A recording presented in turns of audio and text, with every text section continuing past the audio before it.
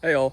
Um, I've been kind of thinking about this one story from Greek mythology that Nietzsche uses at one point.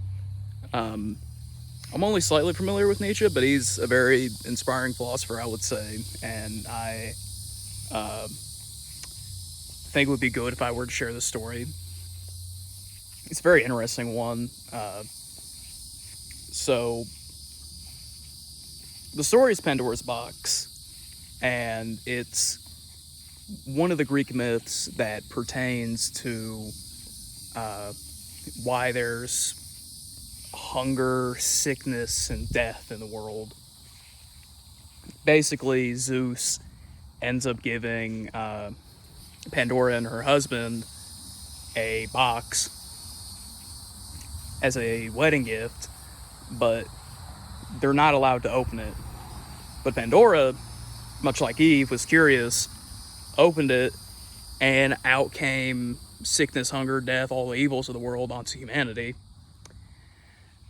But one thing, it's a kind of funny story when you get into it. One thing didn't come out, and that was hope,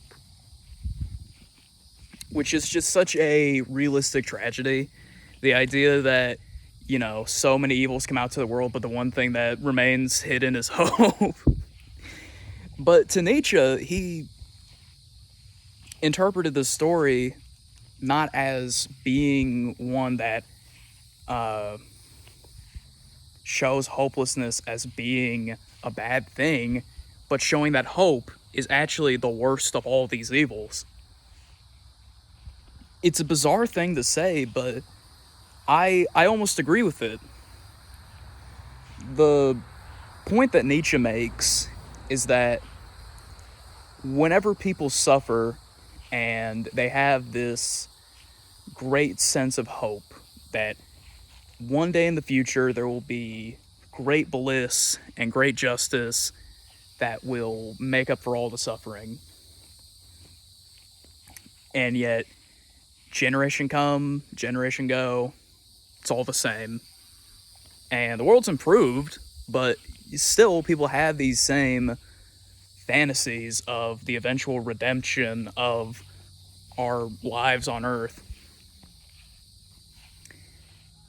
So, what Nietzsche says is that hope is the worst of all evils because it moves our attention away from living our one life to the idea of this, completely different